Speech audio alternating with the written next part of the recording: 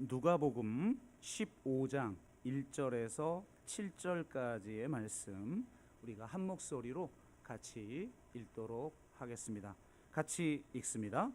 모든 세리와 죄인들이 말씀을 들으러 가까이 나오니 바리새인과 서기관들이 수군거려 이르되 이 사람이 죄인을 영접하고 음식을 같이 먹는다 하더라. 예수께서 그들에게 이 비유로 이르시되 너희 중에 어떤 사람이 양 100마리가 있는데 그 중에 하나를 잃으면 99마리를 들에 두고 그 잃은 것을 찾아내기까지 찾아다니지 아니하겠느냐.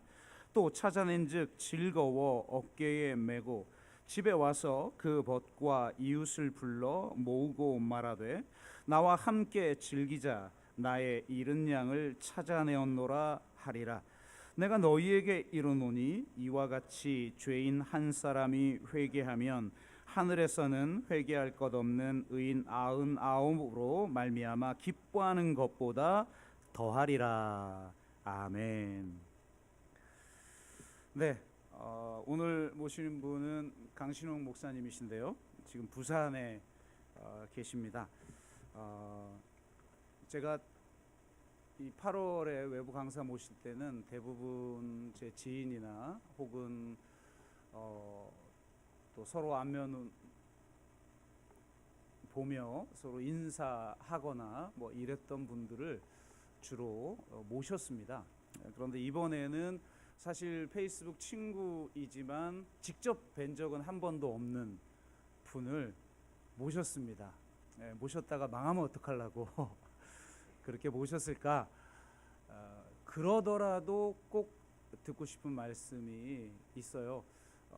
페이스북에 올리신 그 글들을 보면서 개인적으로 이분이야말로 진짜 목사님 아니신가 하는 생각이 들었고, 또 우리 교회가 조금은 더 좀 강화했으면 좋겠다라고 생각하는 그런 메시지를 온 삶으로 살고 계신 목사님이어서 부탁드렸는데 정말 안면 한 번도 본 적 없는 제가 부탁드렸는데도 흔쾌히 응해 주셔서 부산에서 여기 올라오셨습니다. 그리고 책 하나 소개하면 대화로 푸는 성경이라고 하는 책을 최근에 내셨어요. 비신자와 새신자를 위한이라고 하는 부제가 붙어 있는데요. 정말 말 그대로 하나님을 알지 못하는 사람, 교회를 나가본 적 없는 사람, 혹은 나갔으나 교회를 떠났던 완전히 비신자들과 대화, 이 창세기 말씀 가지고 대화하는 그런 실제 대화했던 그런 내용들을 가지고 책을 냈기 때문에 아마 굉장히 쉽게 여러분 읽을 수 있는 그런 책일 겁니다. 제 책은 뭐 어떤 성도님 말씀하시길 성경 다음으로 어렵더라 뭐 이렇게 말씀하실 정도로 제 책은 어렵지만 이 책은 매우 쉬우니까 꼭 찾아서 읽으시고 은혜 받으시면 좋겠습니다. 네, 우리 잃은 양 대 찾고 싶은 양이라고 하는 제목으로 우리 목사님 나오셔서 말씀 증거해 주시겠습니다. 네, 나오실 때 우리 박수로 환영할까요? 네.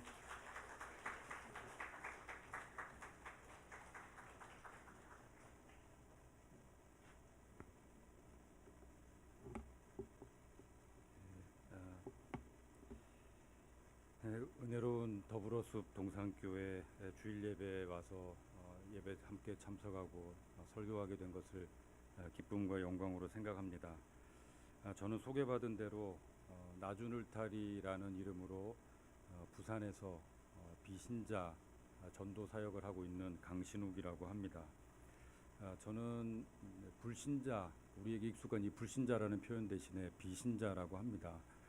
왜냐하면 우리가 이제 기독교인 그리고 기독교인이 아닌 사람을 비기독교인이라고 부릅니다. 그런데 왜 신자는 비신자라고 부르지 않고 불신자라고 부르는지 모르겠어요. 제가 이 비신자에 대한 비기독교인에 대한 사역을 해야 되겠다 생각하면서 이거부터 저는 바꿔야 되겠다고 생각했습니다. 왜냐하면 어휘가 사고를 지배하기 때문입니다. 우리가 어떤 말을 어떤 단어를 사용하느냐에 따라서 우리의 마음가짐이 달라질 수 있기 때문에 좀 부정적이지 않고 지금 아직 복음을 듣지 못했고 받아들이지 않았지만 그렇게 구별될 뿐이지만 이분들도 복음을 듣고 예수님을 믿을 수 있는 분들이다 하는 그런 마음가짐 스스로 갖기 위해서 이제 저는 비신자라고 사용을 합니다. 제가 부산에서 이런 사역을 하게 되는 것, 그러니까 뭐 제가 하고 있는 일은 도시 선교라고 합니다. 선교학적으로요. 해외 선교사님들이 해외 가서 그 문화와 언어를 익히고 그리고 이제 친구를 만들고 그리고 그 친구에게 복음을 전하고 그런 친구들을 이제 여러 사귀어서 그분들을 중심으로 이제 교회를 세우죠. 근데 저는 제가 이제 부산에서 초등학교 5학년부터 대학원까지 18년을 생활을 했습니다. 그리고 이제 목회를 하면서 이제 수도권, 저는 이제 경기도 안양에서 부목사 5년 그리고 담임 목회 15년을 했는데요. 그리고 나서는 어떤 계기가 있어서 다시 제가 성장했던 부산으로 돌아가게 됐습니다. 제가 성장한 부산은 복음화율이 5% 정도 됩니다. 95%가 믿지 않는 사람들입니다. 믿지 않는 것이 그냥 일상이고 더 좋고, 그래서 식당 같은 데서 기도하고 밥 먹는 거를 아주 이상하게 여기는, 그러니까 고개를 숙이고 같이 기도하면서 밥을 먹는다가 아주 어색한, 수도권만 해도 그러지 않더라고요. 저는 그래서 제가 성장기를 보내고 30살이 돼서 이 수도권으로 이사해서 왔을 때 예루살렘에 온 줄 알았습니다. 아파트에 교회도 많고 식당에서 기도하고 밥 먹는 사람들이 많은 거예요. 제가 학창 시절 보낼 때 저는 도시락 세대인데요. 도시락을 이렇게 책상 앞에 올려놓고 두 손을 모으고 이렇게 기도하고 눈을 뜨면 도시락이 없어집니다.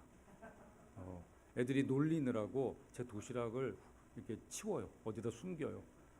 그러면 저는 이제 밥 먹기 전에 그거부터 찾아다녀야 되는 거죠. 어떤 때는 쓰레기통에 넣고 그 위에다가 이렇게 뭐 다른 쓰레기 이제 얹어 놓기도 하고, 참 짓궂죠. 남학생들이랑 청소 도구함에 넣기도 하고 복도에 꺼내 놓기도 하고.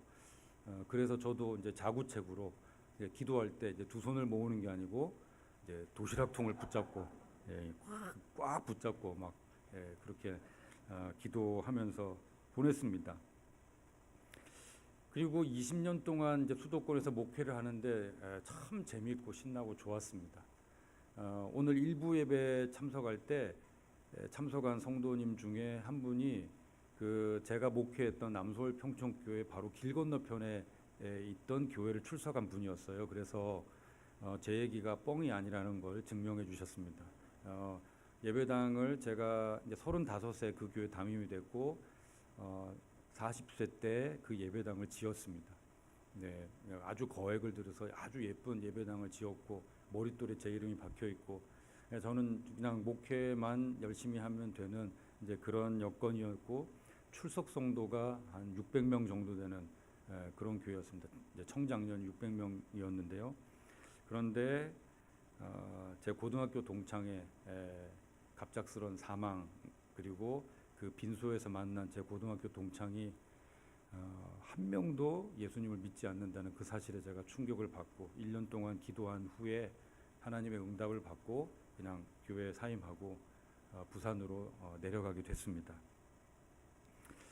주변에서 제가 이제 부산으로 다시 내려간 것에 대해서 그 많은 것을 포기하고 내려놓고 그냥 전도를 하면 되지, 그게 어떻게 가능하냐, 이제 그런 표현들도 해주셨는데요. 저는 그것을 내려놓음이나 포기라는 단어를 쓰는 것을 부담스럽고 불편해 했습니다. 왜냐하면 원래 제 것이 아니었기 때문입니다. 그 멋진 건축상까지 받은 그 교회든 거기에 성도든, 저는 그냥 하나님이 발령을 내셨어요. 그 교회의 담임 목사야. 발령을 내셔서 그 교회 담임 목사로 있었고, 그리고 하나님이 이제 또 다른 발령을 내신 거죠. 너 이제 부산 가서 비신자 사역을 하면 좋겠다. 그래서 도시 선교를 해라. 그래서 거기 가서 이제 감사하게도 이제 언어를 새로 배울 필요는 없어요. 저도 그냥 예전에 이제 배운 사투리도 있고 그러니까 대충 섞어가면서 하면 되고, 대신 이제 도시의 여러 가지 한 20년 동안에 바뀐 게 많아서 저도 이제 가서 적응하는 시간이 필요했습니다만 저는 그것을 포기, 내려놓음, 이것은 뭔가 이거는 기독교의 기본적인 교회는 하나님의 교회다. 교회의 주인은 하나님이시다. 교회의 머리는 예수 그리스도이다. 우리는 지체일 뿐이다. 라는, 그리고 특히 목사뿐만 아닙니다. 모든 성도는 사명에 의해서. 여러분들 중에도 나 교회 옮겨야 되겠다. 마음대로 하시면 안 됩니다. 여러분들은 지체이기 때문에. 그래서 옮기고 싶어도 여기 남아 계실 분이 있고요. 여기 계시고 싶어도 옮겨야 되실 분이 있는 겁니다. 우리의 움직임은 사명에 의해서 되는 겁니다. 그냥 선교를 나가거나 어디 교회를 개척하거나 그것만 사명이 아니라 우리의 존재 의미 자체가 사명이기 때문에 존재할 가치가 있어요. 이유가 있어요. 하나님께서 보시기, 우리는 우리 자신도 잘 모르지만 그런 것이 있습니다. 그래서 꼭 그렇게 우리의 신앙을 생활하시면 좋겠습니다. 다시 한번 말씀드리지만 저는 포기한 것도 없고 내려놓은 것도 없습니다. 발령을 받아서 제가 35세 중형교회 담임이 됐다 그러면 깜짝 놀래요. 이 사람이 무슨 탁월한 능력 있나? 없습니다. 가방끈도 짧아요. 저는 그냥 신학대학원 졸업한 것밖에 없습니다. 그래서 내려놓은 것도 없어요. 그냥 빈몸으로 들어갔다가 빈몸으로 그냥 나왔습니다. 그래서 포기한 것도 없고 내려놓은 것도 없고, 제가 그렇게 누구에게 이야기를 들으면 참 민망합니다. 대단한 걸 내려놓은 것 같은데 저는 내려놓은 것 없습니다. 하나님은 어떤 사람을 서울 같은 대도시, 서울에서도 강남에 보내는 사람도 있고, 또 서울에서도 외곽으로 보내는 사람도 있고, 아파트촌에 보내는 사람도 있고, 또 옛날 도시로 보내는 사람도 있고, 또 시골 몇 호 되지 않는 그런 작은 마을에 보내는 사람도 있습니다. 그 사람이 못나서 목회를 못해서 그런 게 아니고요. 그냥 하나님이 사명에 따라서 이 사람도 저리 보내고 저 사람도 저리 보내고 그렇게 하는 거죠. 그래서 다 똑같습니다. 어떤 목사든 하나님 제가 10만 명 목회했습니다. 자랑할 사람 아무도 없어요. 자랑해서도 안 되고요. 어깨 힘 모아가지고 하나님 제가 이렇게 큰 목회하다 왔습니다. 그러면 수고 많았다. 하나님 저 10명 겨우 목회했습니다. 너는 어떻게 하다 10명밖에 못하니? 그런 하나님이 아니. 원래 하나님이 10명 맡기셨고 원래 하나님이 10만 명 맡기신 거예요. 맡겼기 때문에 맡음 받은 사람은 청지기 의식으로 자랑할 것이 하나도 없는 거죠. 저 역시 그렇습니다. 저도 나중에 천국 가서 하나님 앞에 선다면 착하고 충성된 종아, 네가 작은 일에 충성하였으니 네 주인의 즐거움에 참여할지어다 하는 그 칭찬 듣고 싶은 한 명의 성도일 뿐입니다. 그럼에도 불구하고 어쨌든 세상적으로 그런 수도권에서 중형 교회 여러 가지 아주 역량 있는 사역을 하고 있었고, 또 교회에서 대우도 잘 해주셔서 좋은 곳에서 살고 이런 것 있었는데 세상적으로 내려놓음처럼 보였어요. 포기한 것처럼 보였어요. 왜냐하면 저희 식구가 이제 6식구였거든요. 저희 아이가 아들 둘, 딸 둘입니다. 그래서 이제 6식구인데 부산에서 거처가 마땅한 곳이 없어서 실평수 17평짜리 화장실 하나 있는 데로 이제 초중고대 자녀들이 있는 집이 이제 이사를 딱 가니까 이게 이제 현실이 와 닿는 거죠. 아침마다 전쟁입니다. 그래서 남자들은 상가 화장실로 뛴다. 이제 이런 일이 생길 정도로 참 난감했습니다. 그럼에도 불구하고 기쁨이 있었는데 그것은 내가 분명한 하나님의 인도하심, 확신을 얻고 성도들이 붙잡고 교회가 참 아쉬워하는 가운데 내가 축복 속에서 내려왔다 하는 그런 마음, 이런 것이 있었기 때문인데 얼마 있지 않아서 저는 큰 혼란에 빠졌습니다. 왜냐하면 소위 내려놓음, 헌신, 순종 이런 것이 있었기 때문에 하나님의 복을 받아서 하나님께서 이 비신자 사역을 활짝 열어주실 것으로 생각했기 때문입니다. 그런데 안타깝게도 열리지 않았습니다. 꽁꽁 닫혔습니다. 제가 연락했던 친구들, 제가 이 사역을 시작하면서 22명 이름을 가지고 매일 기도했었는데요. 그 친구들이 아무도 제 전화를 받지 않는 거예요. 분명히 그 전화예요. 전화가 울렸는데 받지 않아요. 문자를 보냈어요. 요즘은 성능이 좋아서 그 밑에 읽음 나오잖아요. 읽었어요. 답이 없어요. 나중에 아주 가깝게 지냈던 고등학교 3년 내내 같은 반을 했던 친구가 저한테 알려줬습니다. 진우가 네가 우리 마음을 잘 몰라서 내가 알려주려고 하는데 우리는 너를 박수무당처럼 생각한다. 그래서 저를 만나는 걸 부담스러워하는 거예요. 그러니까 이제 나는 네가 어젯밤에 한 일을 알고 있다. 막 이제 니는 뭐 이렇게 운이 이렇게 될 것이다. 막 이런 얘기 한다면 아무리 친구지만 재수 없잖아요. 그러니까 이제 그러고 싶지 않은 거죠. 그런 사람을 만나고 싶지 않은 거예요. 그래서 제가 그 친구한테 그랬습니다. 나 니네들이 생각하는 것처럼 그렇게 영험하지 않다. 나 그냥 평범한 사람이다. 그냥 한 사람, 한 아빠이고 그냥 나도 가장이고 그런데 성경을 가르치고 이 내용을 전하는 일을 하는 거지 나도 직업인이다. 그러니까 좀 부담 없이 만나주면 좋겠다. 그래서 뭐 어쨌든 저의 의사를 표현했지만 아무도 만나지 못하는 그 기간이 6개월이었습니다. 아무 일도 일어나지 않아요. 그랬더니 제가 있던 곳에서는 조롱 섞인 이야기가 들려옵니다. 가서 몇 명 전도했어요. 세례는 몇 명이나 줬어요. 너무 속상한 거예요. 아유 어떡해요. 그래도 열매가 있을 거예요. 기다려보세요. 이런 격려가 아니고 당장 묻는 거예요. 몇 명 전도했어요. 세례 몇 명 줬어요. 아직 아무도 못 만났습니다. 왜 내려갔어요? 그 난리를 떨고 내려가더니 너무 비참했어요. 많이 울었습니다. 제가 우는 모습을 보여주면 안 되니까 저 혼자서 새벽에 일어나서 울었습니다. 하나님 왜 이러려면 그렇게 확실한 응답을 주셨습니까? 저는 장로교 목사입니다. 그래서 막 이렇게 직통 계시 이런 거 사실은 뭐 그렇게 그러니까 이거 조금 구별하면 좋겠는데요. 계시라는 것은 구원에 관한 하나님의 계획입니다. 끝났습니다. 성경 66권으로 끝났어요. 그러나 하나님의 인도하심은 있습니다. 우리 마음에 간절히 기도할 때 하나님이 주시는 감동이 있어요. 네가 이렇게 좀 살면 좋겠다.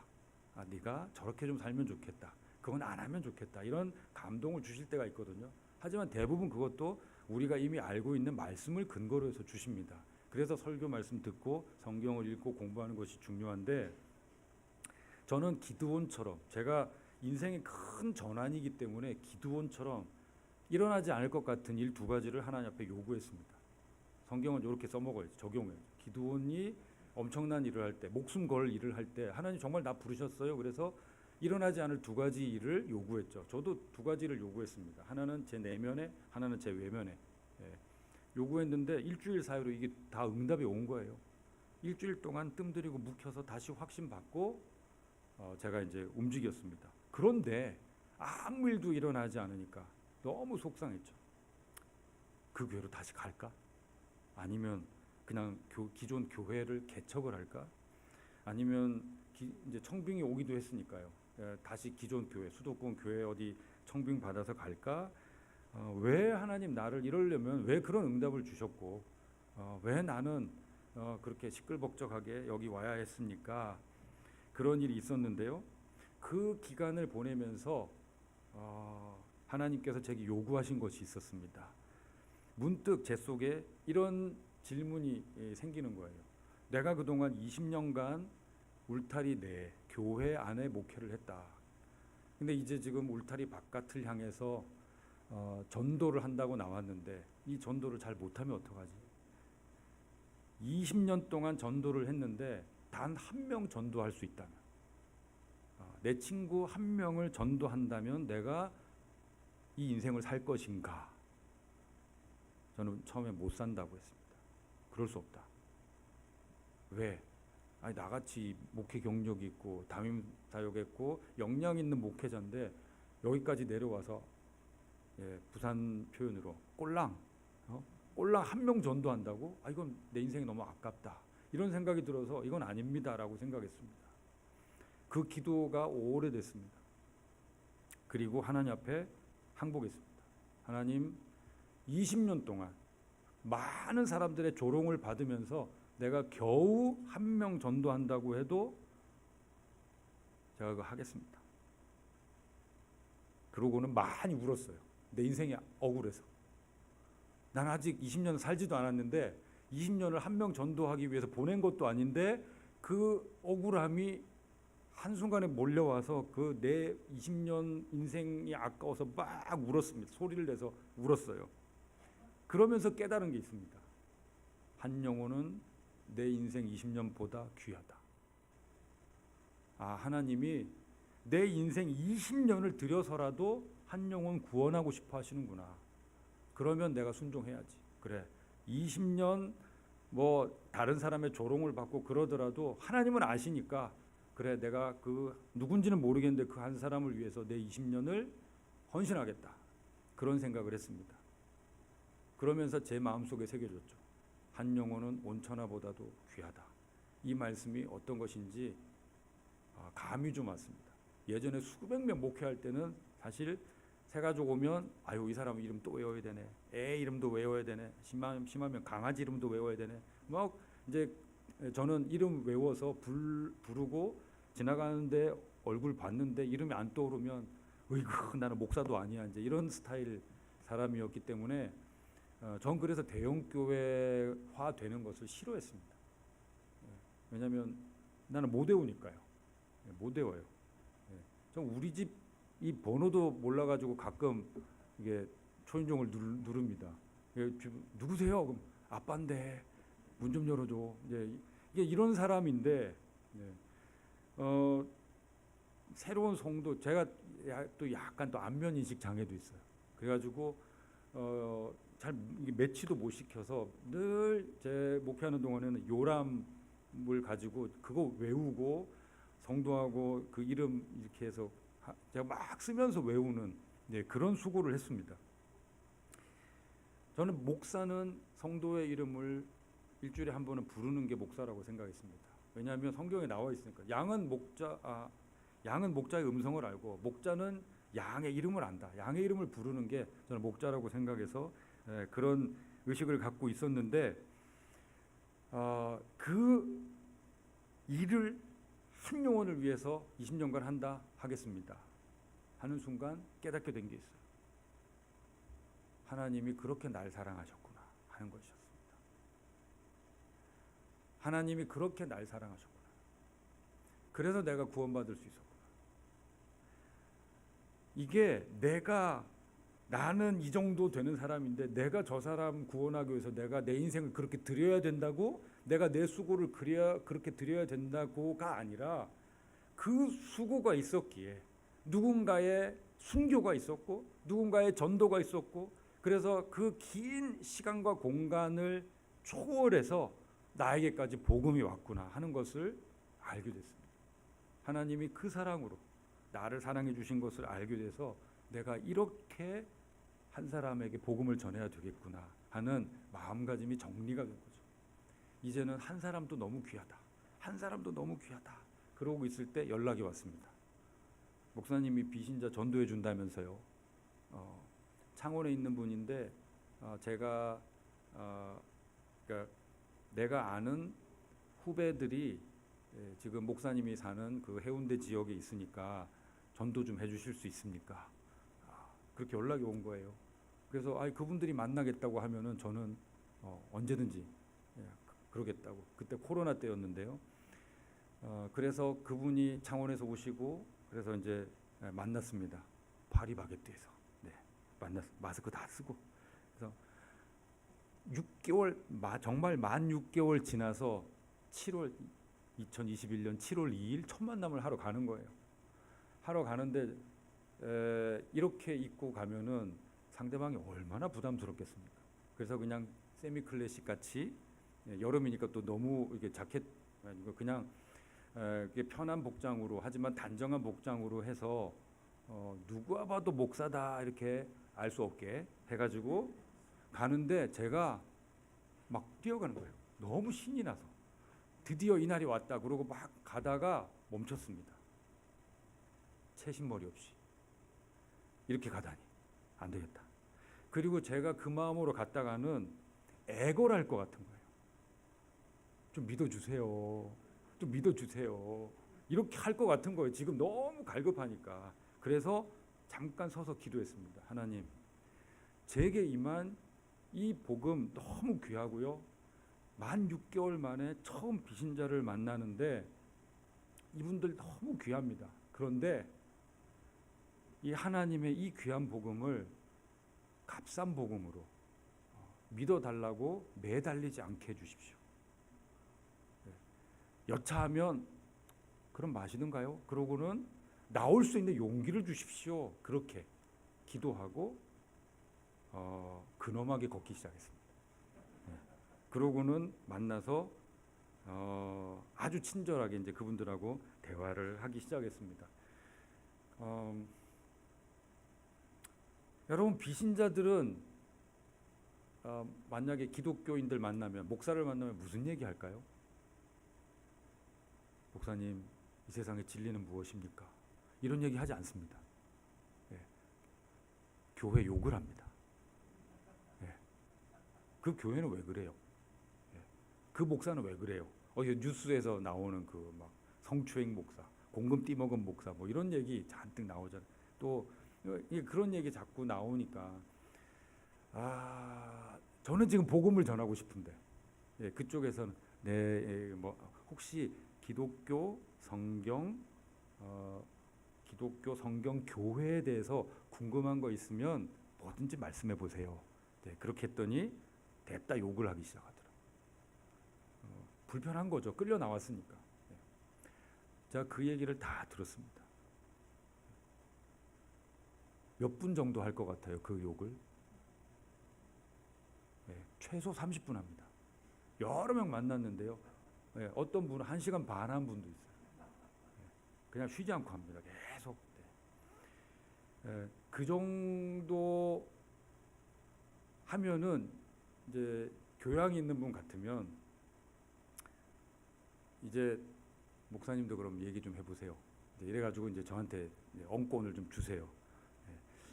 1시간 반 진짜 대단합니다. 그 시간을 버텨야 되는데 이거는 여러분들이 좀 비신자를 대하는 태도로 여러분들에게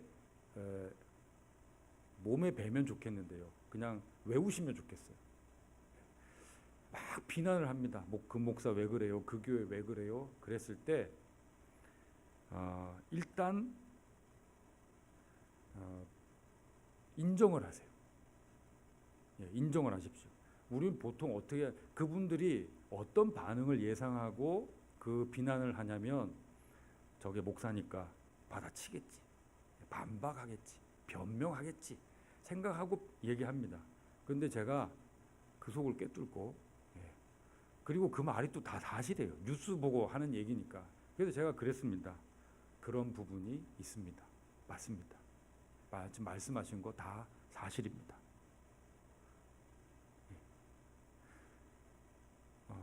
여러분 한번 따라하십시오. 그런 부분이 있습니다. 네. 이게 받아칠 걸 예상했는데 그래야 막 이제 막 이렇게 될 텐데 여기서 때리세요. 이렇게 한 거예요. 맞습니다. 그런 부분이 있습니다. 하면 때리는 사람이 재미가 없어요. 김팍 셉니다. 맞습니다. 그런 부분이 있습니다. 저도 참 안타깝습니다. 그 다음에 바로 이어서 해야 될 표현이 있습니다. 제가 기독교 대표는 아니지만 대신 사과하겠습니다. 죄송합니다. 방금 전에 멘트 외우셨어요? 한번 해보십시오. 시작.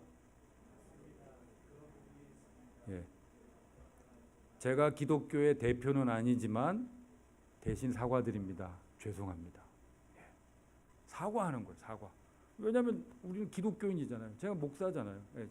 제가 목사이기도 한데 제가 그 일 한 사람 아니지만 어쨌든 기독교인으로서 불편함을 드려서 죄송합니다.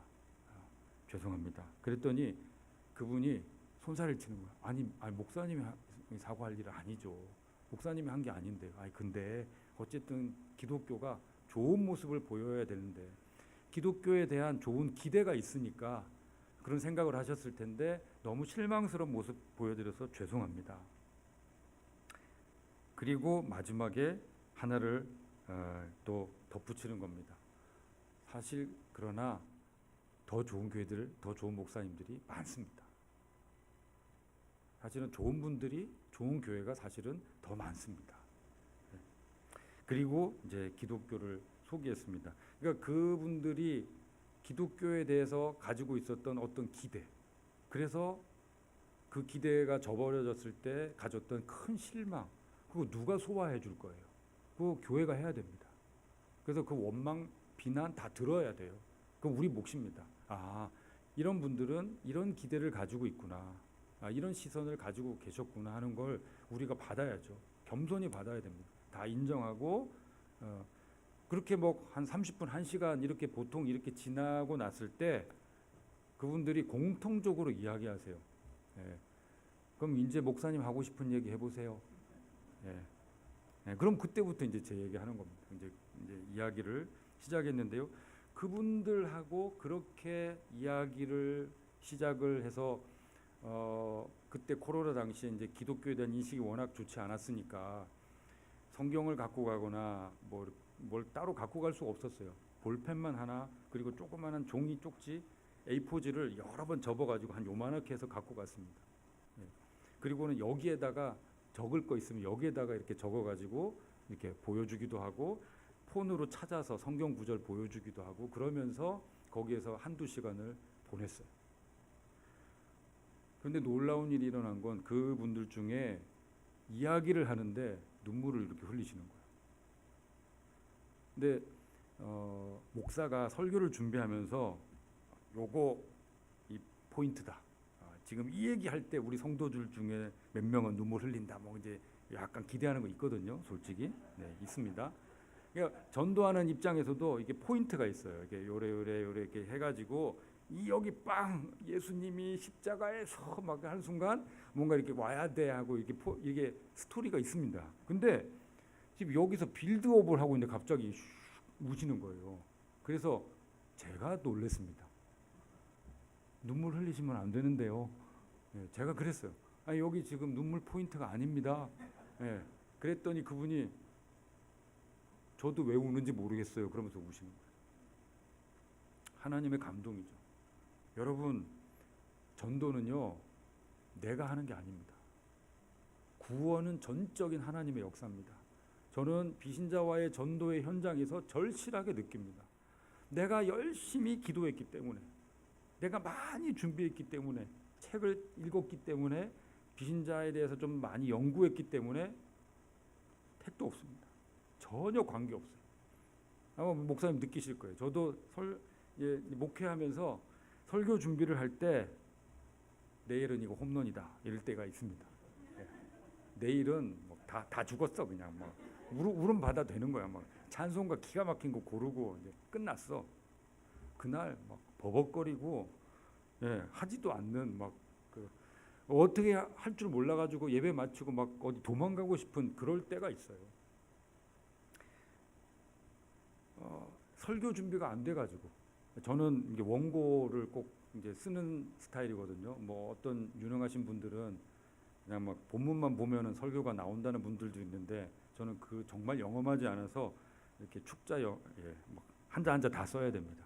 예, 거의 토시까지 쓰는 스타일인데 근데 안 될 때가 있어요. 원고 작업 못 해가지고 새벽 2, 3시까지 막 이러다가 겨우 몇 시간 자고 이제 갑니다. 그런데 막 울고 막 목사님 은혜 받았습니다. 그러면 황당해요. 난 지금 막 삽질하다가 가는 것 같은데 지금 이게 민망한데 막 제 손 붙잡고 막 울 때는 뭘 느끼냐면 이건 하나님의 역사다. 오롯이 예배, 설교, 찬양, 우리에게 오는 감동 이 모든 것은 성령께서 하시는 일이지 내가 뭐 이렇게 음향이 어떻고 뭐 아무런 상관없어요. 예. 뭐 산상수훈은 예수님 뭐 그때 당시 음향이 좋아가지고 사람들이 뭐 감동받고 전혀 아닙니다. 구원, 전도, 전적으로 하나님의 역사라는 걸 제가 그 현장에 있으면서 인정할 수밖에 없습니다. 그래서 저는 기도할 뿐인 거죠. 하나님의 역사가 일어나게 해주십시오. 그것을 바라면서 기도할 뿐입니다. 그분들하고 모임이 이어졌어요. 그분들은 불교 신자이고, 그리고 저하고 만날 때 지금 제가 만나는 대부분의 비신자분들이 그렇습니다. 자기가 기독교에 대한 관심이 있다, 그래서 지금 목사를 만나러 간다, 이 이야기를 가족에게도 비밀로 해요. 수도권하고 정말 분위기가 다르죠. 부산은 그런 분들이 많습니다. 저하고 지금 만나는 분들이 대부분 가족에게 자기가 성경 공부를 하러 간다, 목사를 만나러 간다 하는 거를 비밀로 합니다. 이런 분들이 교회 갈 수 있을까요? 못 갑니다. 예수님을 믿어도 교회를 못 가요. 예수님을 믿고 울고 신앙 고백도 하고 저 예수님 믿습니다. 그래서 몰래 밤에 자기 전에 기도도 하고 그런 분이 있고, 저한테 조그마한 십자가도 받아가고 그랬는데 주일 출석 못 해요. 왜? 가족들이 반대가 심해서. 어떤 분들은 저하고 만나다가 들켜가지고 이제 모임이 끊어진 그런 분도 있습니다. 집안에 망한다 막 이래가지고 이렇게 그런 분들도 있고요. 그런데 감사하게도 이분들은 저하고 모임이 쭉 이어져서 그분들과의 모임의 기록이 바로 그 목사님 소개해 주셨던 그 노란 책입니다. 만남이라고는 이분들밖에 없었어요. 일주일에 딱 한 번 이분들하고 한 2시간 만나는데, 그분들하고 만나고 나온 그 감동을 잊고 싶지가 않은 거예요. 그 시간이 너무 소중해서. 그래서 그분들하고 만나고 오면은 그걸 일기처럼, 일기 정도가 아니죠. 거의 국회의사록처럼 나는 무슨 말을 했고 그분은 무슨 말을 했고, 그래서 정말 그래서 대화식으로 그대로 적었습니다.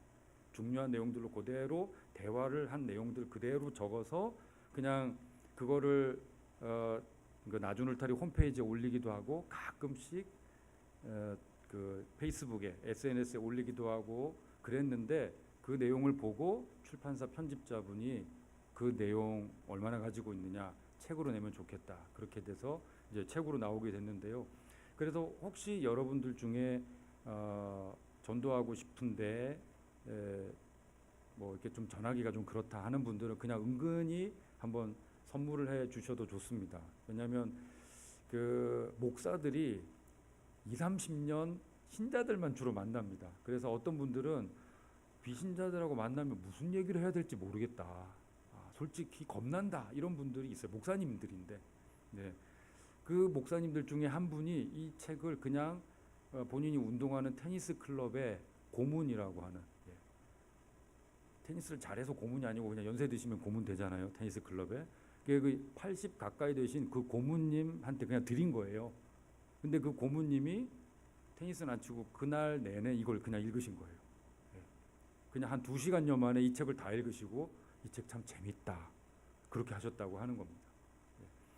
이런 사례를 여러 건 봤습니다. 그래서 기독교에 대한 인식이 좀 달라졌다. 성경이 이런 내용이구나, 복음이 이런 걸 말하는구나, 이렇게 하신 분들이 있다고 합니다. 그래서 여러분들이 뭐 도움을 받으시면 좋겠는데요.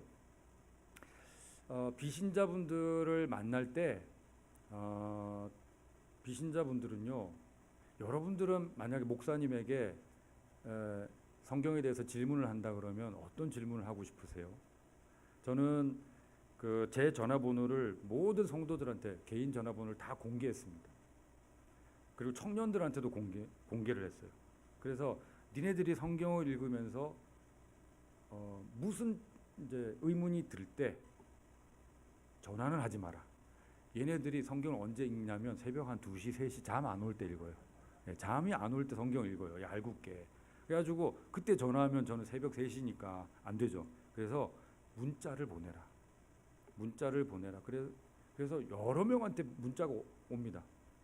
그러면 제가 이제 바로 답을 해주고 그렇게 했는데, 대부분 이제 뭐 복음서, 이 복음서에는 이랬는데 저 복음서는 저래요. 뭐가 맞아요? 왜 성경이 오류가 없어야 되는데 왜 복음서끼리도 틀려요? 막 이제 이런 질문들 이렇게 오는데 보통 성도들이 그렇죠.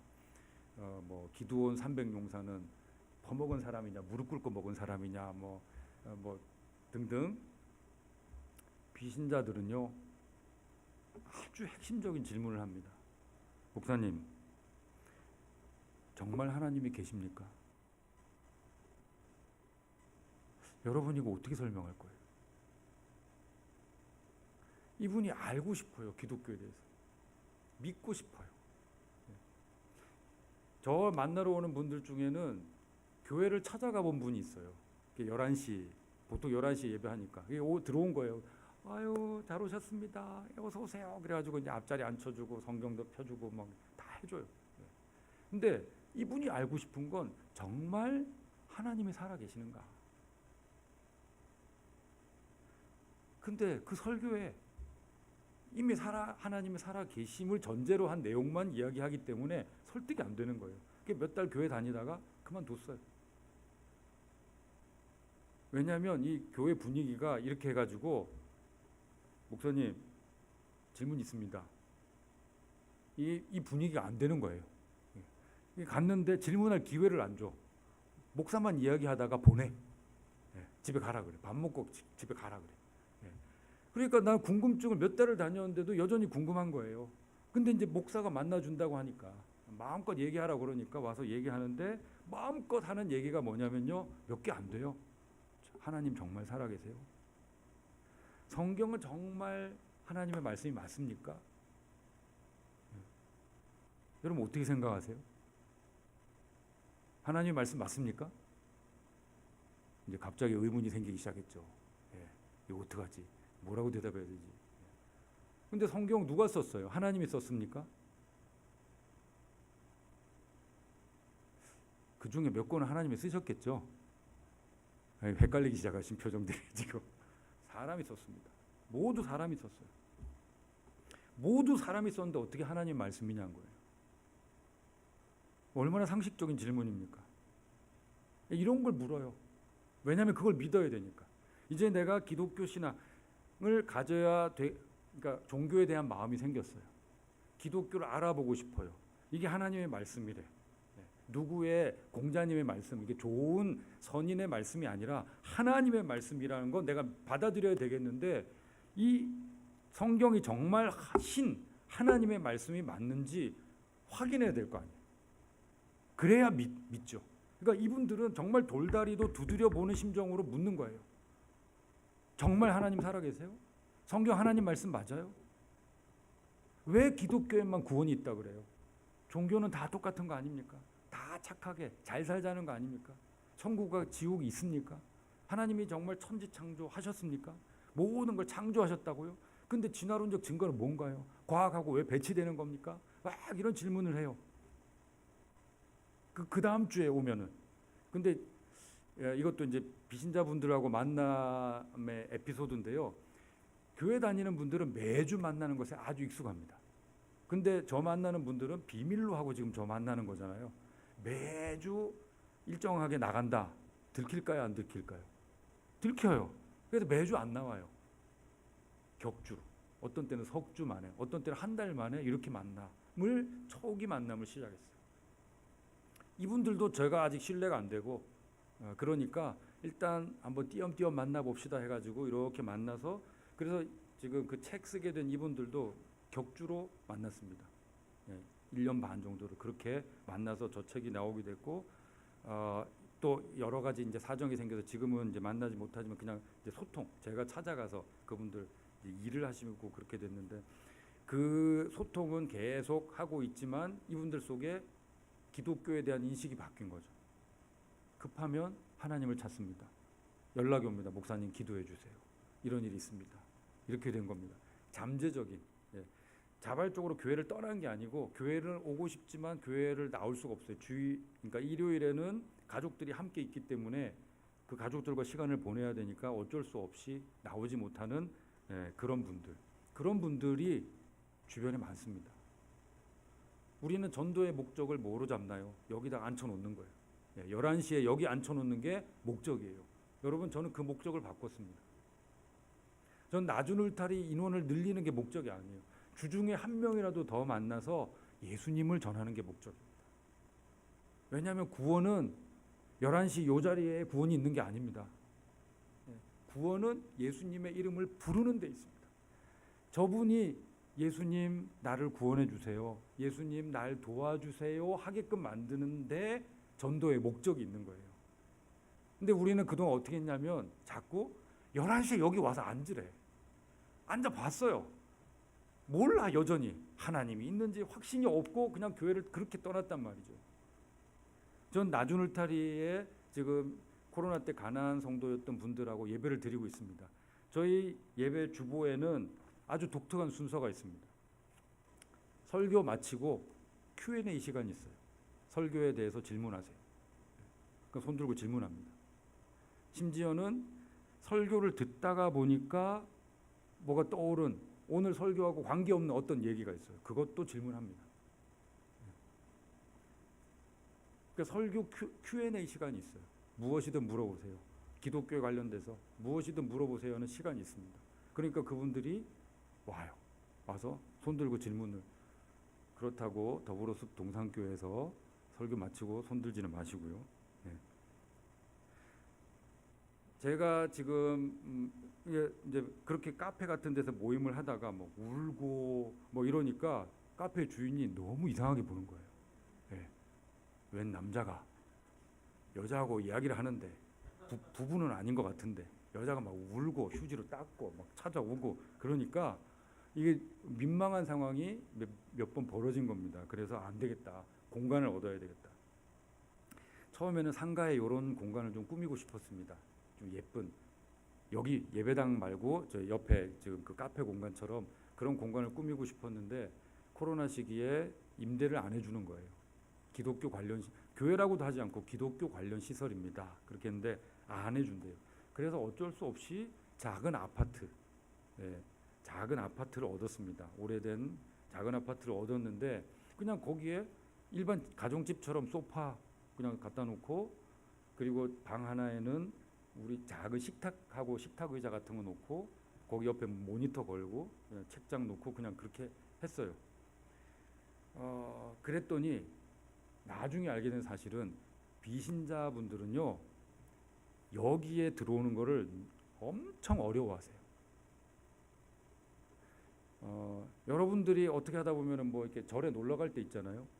저도 막 너무 답답하고 힘들 때는 월정사에 수도권에 있을 때 월정사 그 전나무 숲길을 걷고 이렇게 탑돌이도 하고 좀 그랬습니다. 아유 분위기 좋네 그러면서 이제 그렇게 하면 뭐 괜찮아요. 이게 일반 은총이 받는 거니까. 그러나 법당 안에 들어가 본 적은 없어요.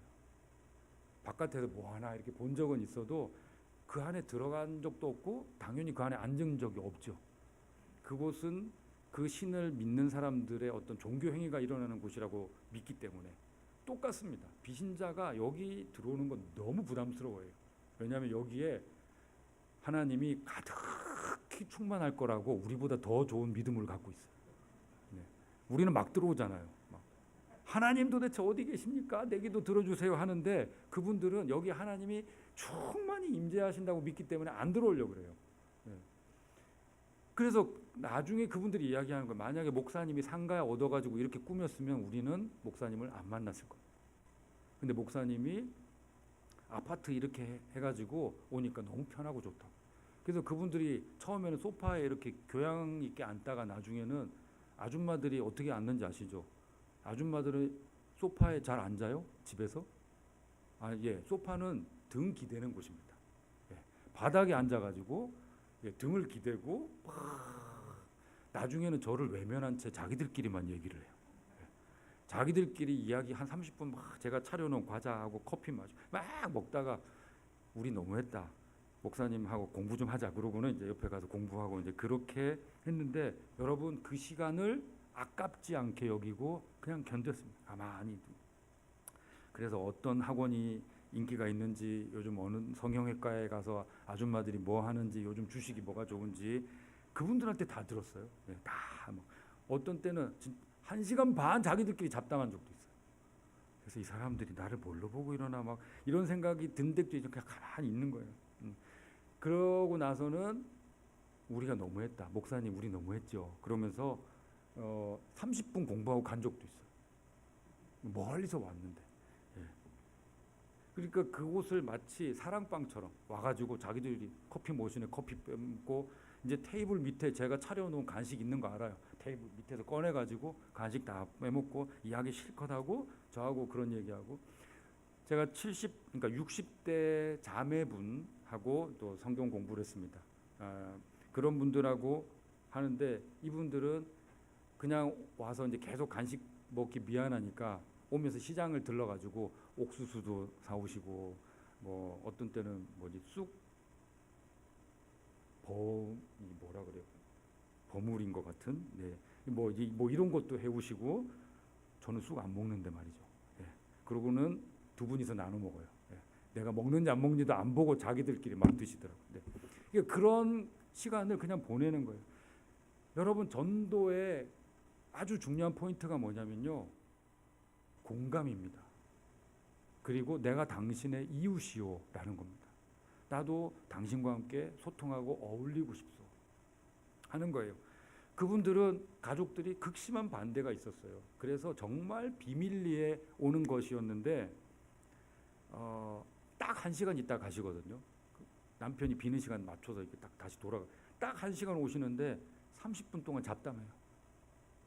30분 동안 잡담, 자식 욕, 손자 자랑, 남편 욕, 한 30분 하고 옥수수 먹고 막 과일 까먹고 과일 까면서 막 그렇게 얘기 시작해가지고 그렇게 하고는 저도 얘기 좀 해야 되는데요. 이렇게 해가지고 얘기하고 그런 시간들이 쌓여서 그분들이 목사님 그러면 하나님 부르면은 구원 받는 건가요? 네. 성경에 그렇게 나와 있습니다. 아니 어떻게 그렇게만 해도 구원 받을 수 있나요? 네. 모든 사람이 이 세상의 모든 사람이 아마존 밀림의 나체족 같은 사람도 구원받게 하기 위해서 하나님이 이 구원을 쉽게 해놓으셨습니다. 구약이든 신약이든 똑같아요. 누구든지 주의 이름을 부르는 자는 구원을 얻으리라. 여러분 어떤 삶을 사느냐고는 구원 이후의 문제고요. 지금 이 사람이 하나님 예수님 날 구원해 주세요 이 이야기하게 만드는 게 중요합니다. 놀라운 사실은요. 여러분은 기도할 때 하나님 아버지 이 표현이 툭 튀어나오죠.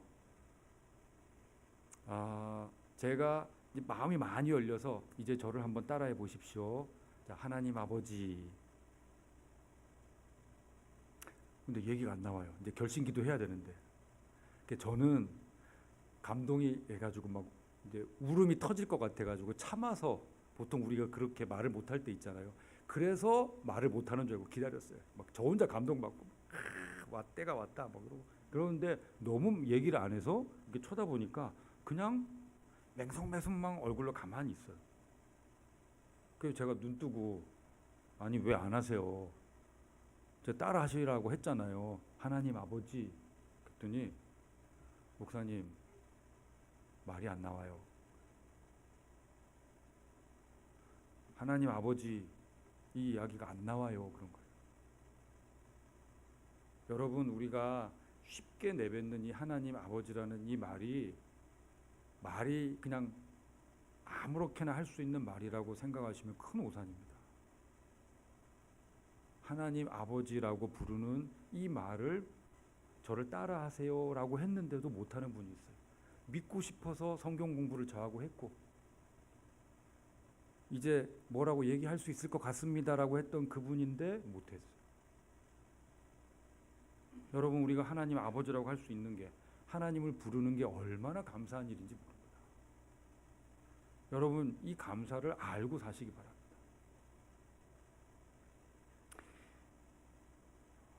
오늘 본문에 보면 저는 탁월한 성경 설교자가 아닙니다. 제 삶과 사역을 나누기 위함인데요. 오늘 본문에 보면 잃어버린 한 마리 양이 있습니다. 울타리 안에는 99마리가 있습니다.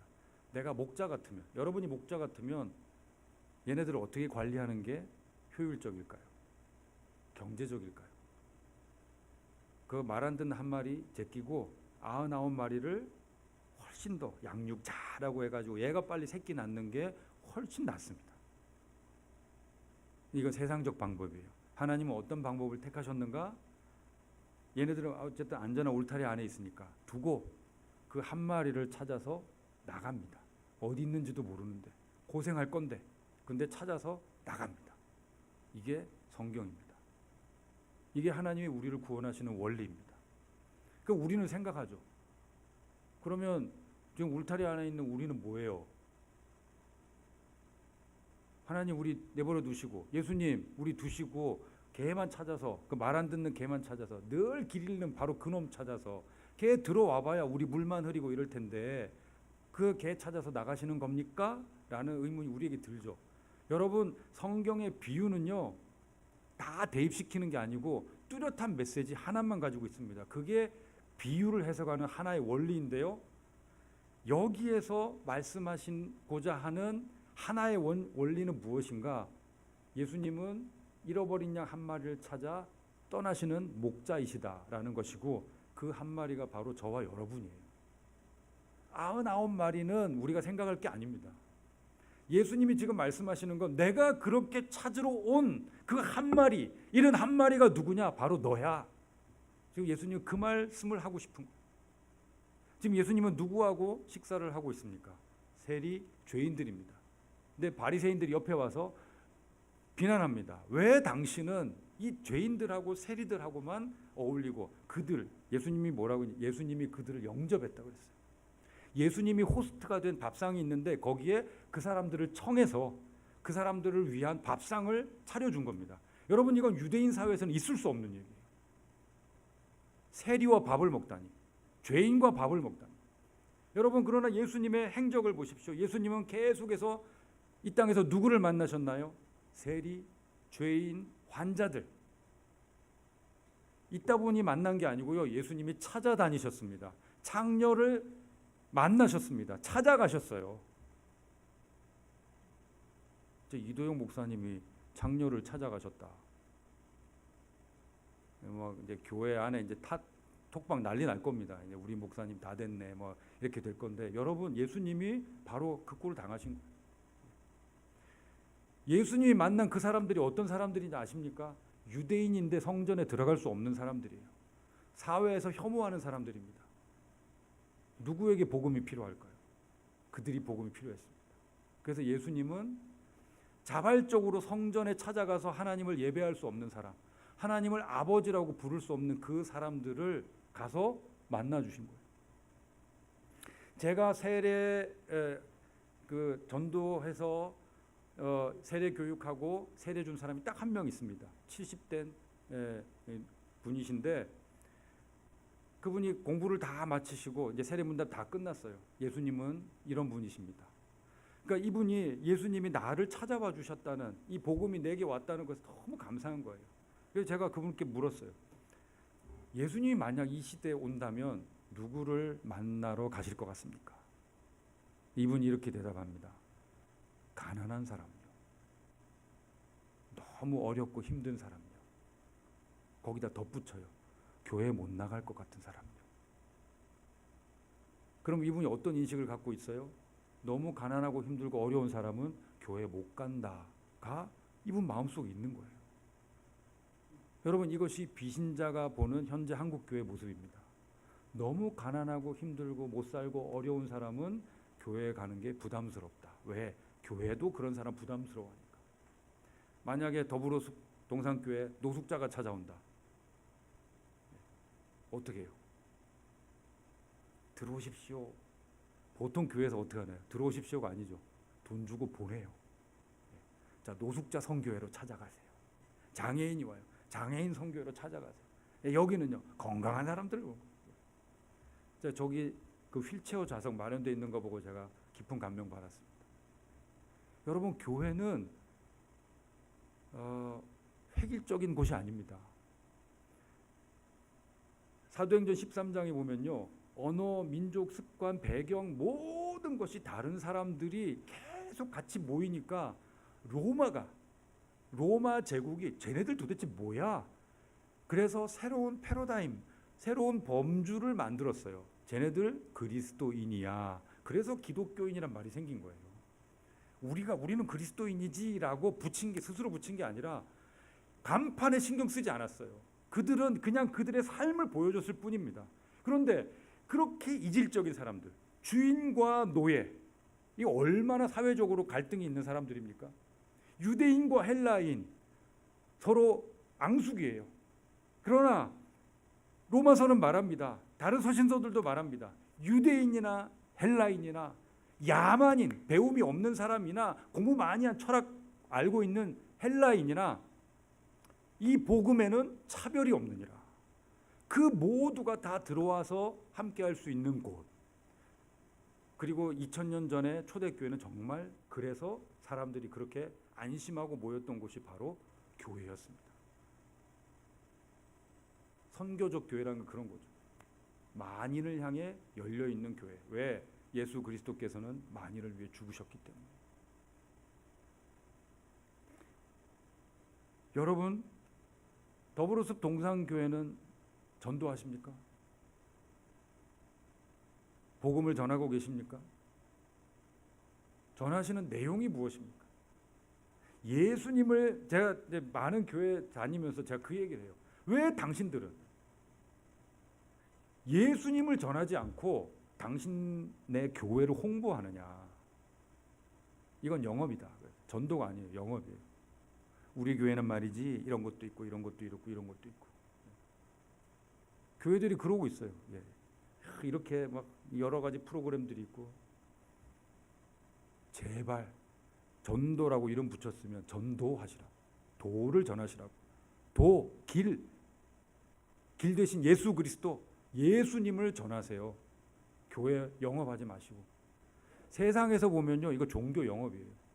그걸 전하지 마시고. 나는 당신이 우리 교회 멤버가 아니어도 상관없습니다. 그런데 당신이 꼭 예수님 이름을 부를 수 있으면 좋겠습니다. 여러분, 김춘수의 꽃이라는 시가 있습니다. 그분이 내가 그의 이름을 불러주었을 때 그는 나에게로 와서 꽃이 되었다 그랬습니다. 예수님은 목자는 양의 음성을 알고 목자는 양의 이름을 부른다 그랬습니다. 누구든지 주의 이름을 부른 자는 구원을 얻는다 그랬습니다. 여러분, 이 부름에 대해서 우린 주목할 필요가 있습니다.